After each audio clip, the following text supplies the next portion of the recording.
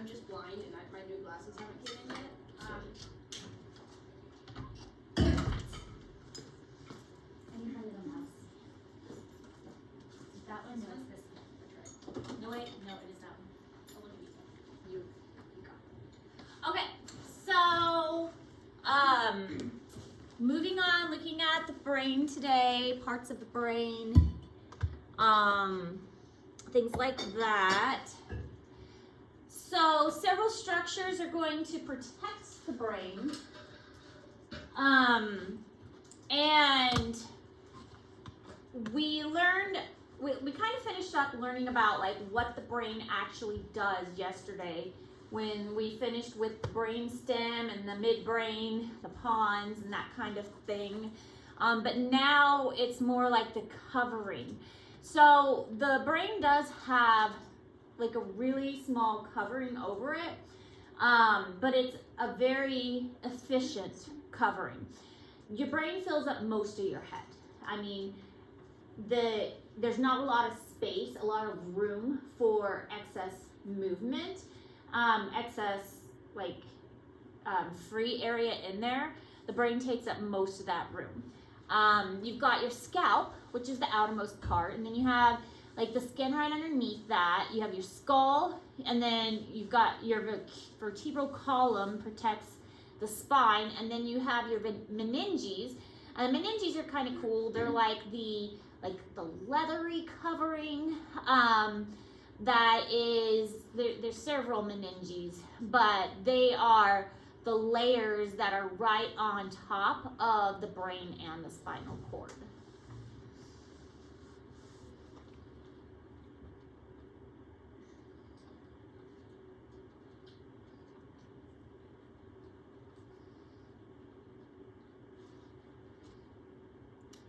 All right, so with the meninges, they're kind of leathery. So when we dissected the brain, the meninges on the brains we had already been taken off. When we do the cats, if you are able to get to the brain on the cat, it will still have the meninges on it, obviously. But the sheep brains that we looked at, the meninges had been removed. But it's the dura mater, the arachnoid layer, and then the pia mater. So again, a lot of it is for protection, and the dura mater is like the most superficial, and then the pia mater is the most deep, and the pia mater is the one that's just kind of like a layer on top of the brain itself. If you had looked closely, bless you, when we dissected the brain, you might have seen some of the pia mater on it. No, but you can grab one from the office. I meant to grab one earlier. We ran out like during second hour. But the arachnoid is kind of more of a space, and it's actually called like the subarachnoid space.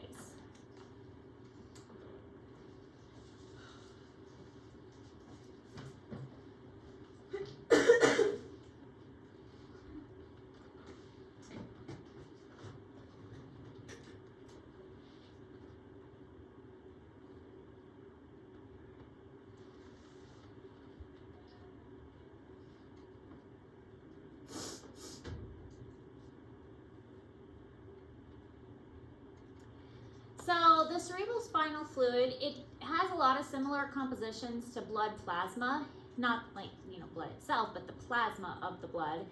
And it's formed by the choroid plexus. It's watery, and it really helps to cushion the brain and cushion the spinal cord, and it acts as a shock absorber. So it surrounds the brain, surrounds the spinal cord, and everywhere that's like blue up there is where the cerebral spinal fluid is going to be. It provides nourishment and helps with waste removal. So lots of important parts of the spinal fluid. The spinal fluid can tell a lot about the health of the nervous system. So sometimes they'll do like a spinal tap if they need to determine like how the nervous system is doing. They will extract some of that spinal fluid. It's, it's not really a fun process. So they only do it if they really need to. But that spinal fluid does serve an important purpose of like protecting and nourishing the brain. And did they do a spinal tap to see if you're brain dead or not? I don't know. I would imagine they might. But for a lot of brain dead kind of stuff, they would do scans more. Yeah. And check for activity that way.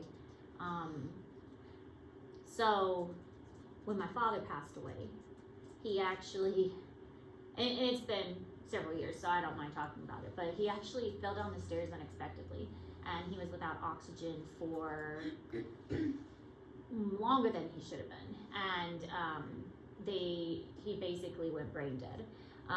So they did scans, and the scan showed areas in his brain that were not active anymore.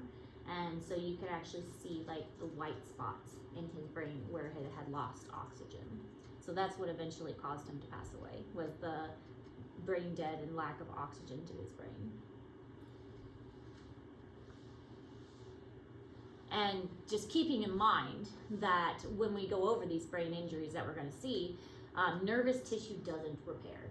So if you have a spinal injury, if you have some kind of brain injury, nervous tissue doesn't repair very well. So if you, break your neck, paralyzed, have some kind of, embolism in the brain, and the brain tissue gets damaged, then recovery is going to be very, very slow, and recovery is probably not going to be 100% because nervous tissue does not repair.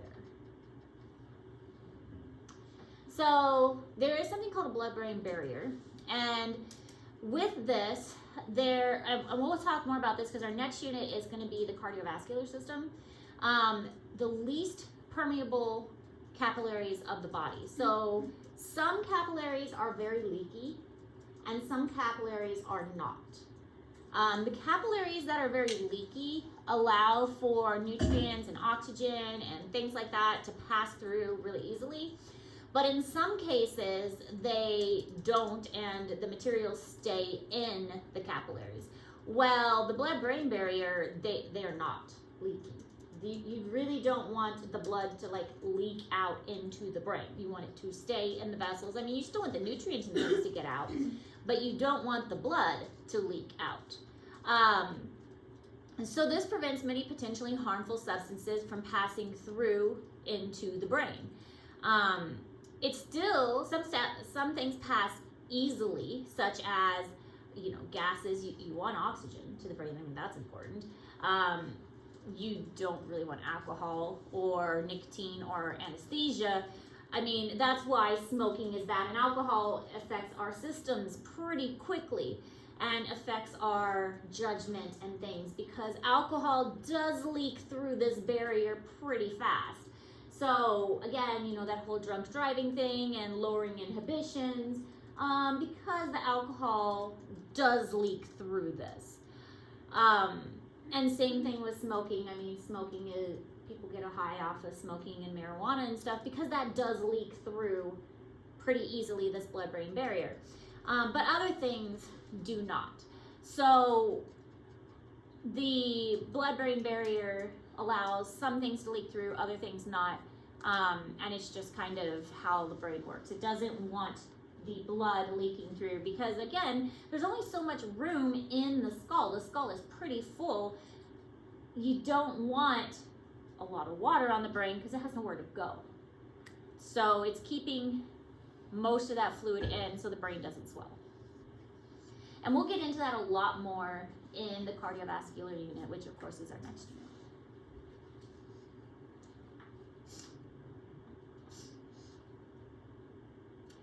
All right, so brain injuries, concussions, contusions. Concussions is a slight brain injury. Has anybody had concussions before? A few. I had a concussion. I've had a couple. One of them, I get the concussions in the weirdest way.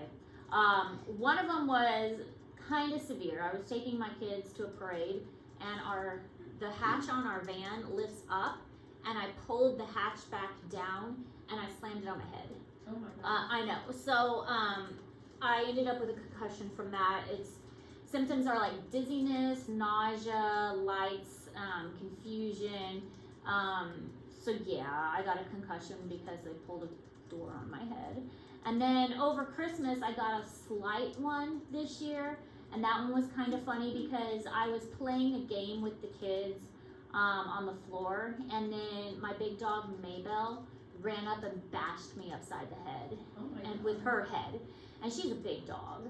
And so that one wasn't too bad, but I could tell I had a concussion because I kept getting headaches for like a week after.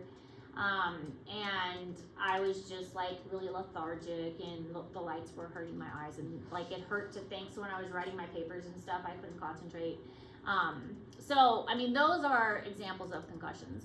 So it doesn't typically last super long unless it's very severe. But basically, it's like whiplash on your brain. Your brain gets like sloshed around in your head, and it gets slightly swollen. Now, again, there's not a lot of room in your head.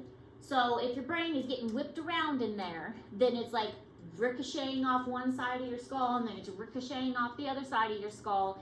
And that's going to bruise it a little bit and cause it to swell a little bit. And so as you can imagine, it's not really kind of comfortable for your brain to deal with that. So it is going to cause headaches. It's going to cause sleepiness and confusion and things like that. So I just, get concussions for weird things. Contusions, this actually causes nervous tissue destruction. So much more serious, and a coma could occur. So the nerve tissue actually dies in this case. Death could occur after a head blow due to intracranial hemorrhage, and this will cause the brain to swell. So a hemorrhage is like bleeding on the brain.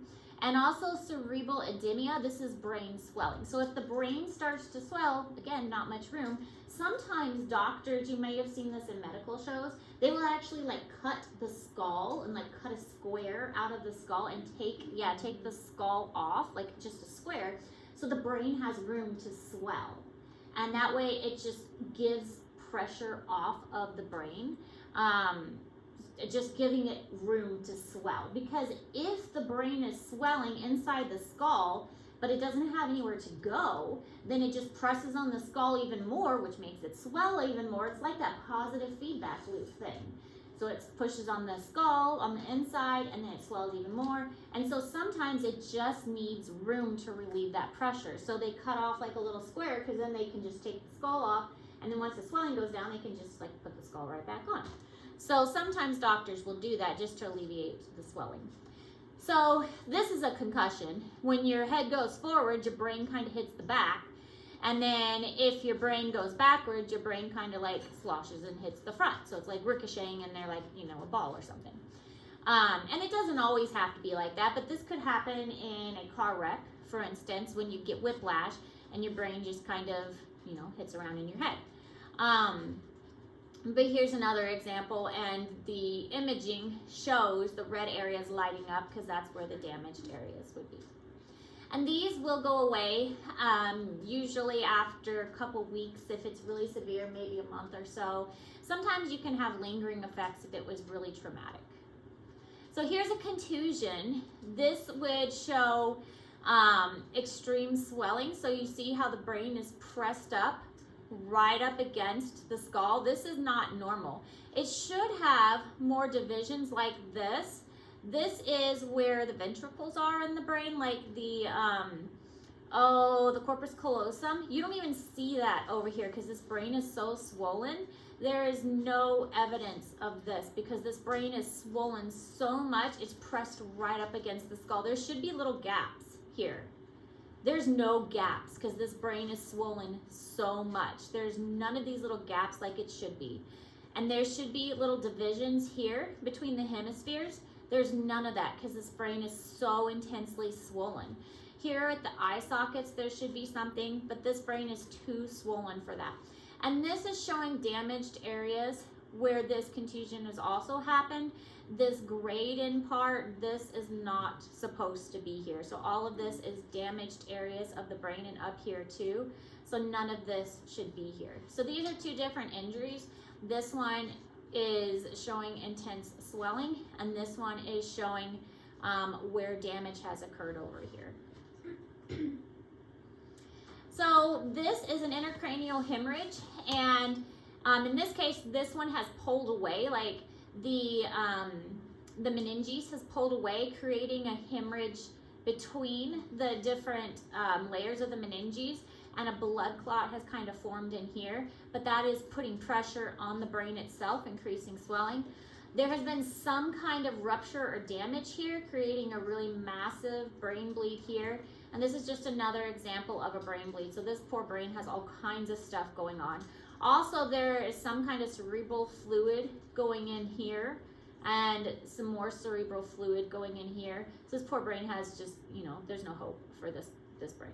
But these are actual scans. This is probably the same scan. You have to remember that with scans, they're 3D images. So it's usually taken in slices, and they're gonna look at it and kind of imagine, like, you know, when you slice an apple, you slice it multiple times. And so this is the same scan, but different layers of it. So here is the hemorrhage, but it's taken in different pieces, so you can see just how deep the hemorrhage goes. And it's all right here in this one side that we're seeing the damage. So the damage is quite intensive, and it goes quite deep down too. So this would be deeper, and this would be more toward the top that you're seeing the injury.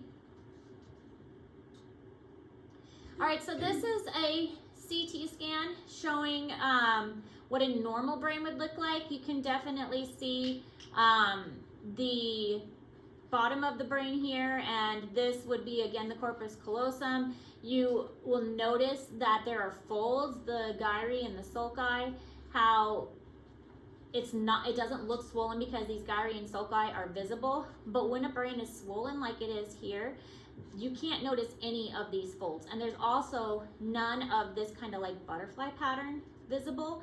It's too swollen to notice that at all. There's none of that distinctive like black butterfly, because this would indicate empty space where the diencephalon would be. So there's none of that. That's all swollen. It's pressed up against the edges here. There's none of that wrinkliness of the brain, because that's all swollen out. So even this back part, even this front part, that would be where the parietal lobes would be coming together. All of that is also pressed completely together because it is so swollen. There is nowhere else for this pressure to go. So I mean, I can imagine this person has quite the headache. I mean, they've got to be in intense pain. So like this little piece here is supposed to be this piece here, and this here is like that piece right there. A cerebrovascular accident or stroke, the blood circulation to a brain area is blocked and the brain tissue dies. This can lead to paralysis or speech or damage to the speech center in the left hemisphere, or depending on where the stroke happened. For instance, like I said, we just found out today, not too long ago, that my grandmother had a stroke. For her, she'd been having issues with her blood sugar. And I mentioned yesterday, I think, that her blood sugar, I think it was this class I mentioned, her blood sugar, it was 350.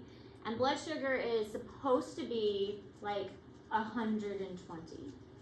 So she's been a type 2 diabetic, but the fact that it was up to about 350 for about a week, they took her to the hospital on Friday before the storm. But then she was having trouble walking and processing, and her speech was slurred, which was our first indication that she probably had a stroke because of high blood sugar. Not blood pressure, blood sugar. And then my aunt picked her up and took her to her house, and because of the storm, we couldn't really get her out. So yesterday morning, she's taken by ambulance to the emergency room, and they ran a bunch of tests, and it showed that she had 2 older strokes from previous, I don't know when, but the MRI just came back and showed that I guess she did have another stroke because of the high blood sugar. But they did get her blood sugar back down to, it's still at like 170 though. But her symptoms were paralysis in her legs, like she couldn't move her legs very well, and slurred speech. So she was showing all of the classic signs as a cerebrovascular accident because in her case of poor circulation because of high blood sugar. And while it's sad, she's also 90 years old, so. Oh. Yeah, she just celebrated her 90th birthday.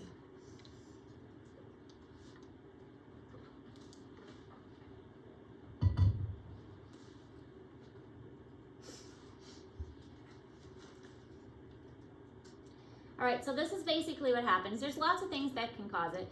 One of the main things that causes a stroke is buildup of plaque inside the vessels. This is one of the main things that causes heart attacks too, is buildup of plaque inside the vessels. In my grandmother's case, that wasn't what happened, but it is a major cause of what causes strokes and heart attacks. When plaque builds up inside the vessels, it decreases what's called the lumen. We haven't learned that yet.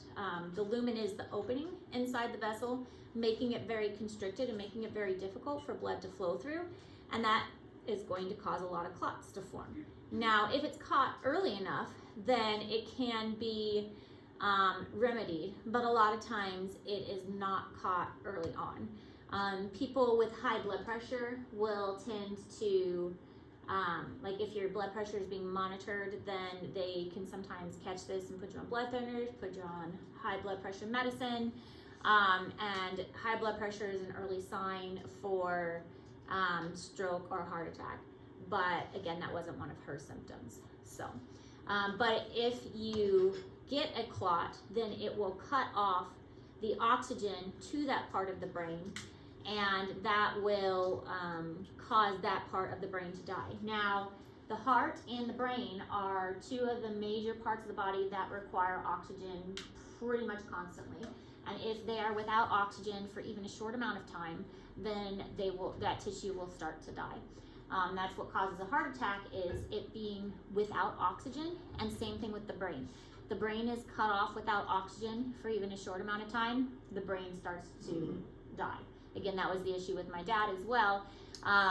We never figured out what caused him to fall down the stairs, but when he fell down the stairs, then his brain went without oxygen for too long, and that's what caused him to eventually pass away. All right, differences between CT scans and MRIs. With the CT scans, computerized tomography, also used to be called CAT scans. They're basically the same things. They are x-rays, and they take pictures with an x-ray machine, and then the pictures are kind of like sliced, like I was talking about before, and that will give an image of the body, and it can have contrast dye that is used. MRI is magnetic resonance imaging. So this is the big magnet, and that's the machine you lay in. It makes all the noise, and it goes romp, romp, romp. You can't have any metal on when you're in that one, and you usually, with the MRI, you have to lay there for a long time, and it gives a pretty good image too. So doctors will order different procedures, like different testing, depending on what you're being diagnosed for. So for my grandmother, they ordered both scans to see if she had the stroke. When I had my cyst, I was ordered both scans as well to check the size of the cyst. It can be used for any part of the body, either one, and it's kind of like they both give different pictures. And they both give different imaging, and usually the MRI gives a little bit of a better image, especially for like nervous system kind of stuff. It's a little more clear, it's a little more crisp, you can see the nerves and things a little bit better. You also have to hold still longer for it, and not be afraid of like enclosed spaces. So Izzy, you had an MRI, didn't you? Yeah. Anybody else had an MRI? Probably at some point. What? So probably at some point. Yeah. I'm not claustrophobic, but that MRI might have made me. I just closed my eyes and I didn't even really pay attention. Take a nap. Yeah, I think if I just lay there, I'd be don't pick slow, calm music. You can hear everything over it. And I was like, I should have picked Green Day. They do ask, like, if you want music. Rihanna, And, Yeah. yeah.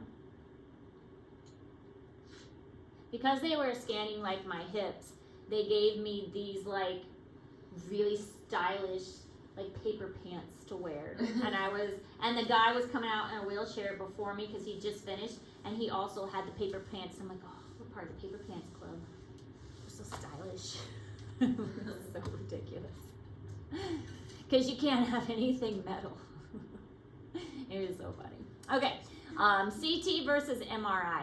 So here is a CT scan, but you'll notice with the MRI, the scan is a lot crisper, especially if you're having your spinal done for something. So Mr. Ayers had 3 spinal surgeries, and with his spinal surgeries, the MRIs gave a much crisper picture of what needed to be done. A lot of his were because of a bulging disc. So in between the vertebrae, the disc was pushing in on his spine.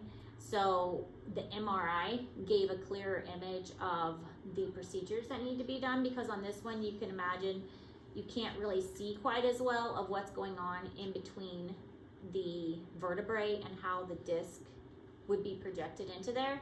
But on this one, it's a very distinctive, like you can see the lines, you can see the vertebrae, and it's just much more clean and crisp. So more places have a CT scan. In Boonville, we have an urgent care, and the urgent care is relatively new. They have a CT scan at urgent care, but they do not have an MRI. So I was able to get my CT scan done at the urgent care in Boonville, but I had to go to Columbia for the MRI. So. Isn't CT more like soft tissue focused? It is. All right, Alzheimer's disease. This one's so sad. It's a progressive degenerative brain disease. So basically the nervous tissue kind of just goes away. Abnormal protein deposits and twisted fibers within the neurons make the brain just kind of just go away. And memory loss is a big one. Irritability, confusion, ultimately hallucinations and death. If you've ever known a person with Alzheimer's, it's the saddest thing. They'll know you one day and then the next day they won't. Or they will they will be there in body, but then they won't recognize where they're at. My grandfather, who I was super close to, passed away from Alzheimer's, and we eventually had to move him to an assisted living place, and he would constantly call my mom and be like, they put me in this place and I don't know where I'm at, and he would, but then some days he'd be just lucid and just be like, know like everything that was going on, and then the next day,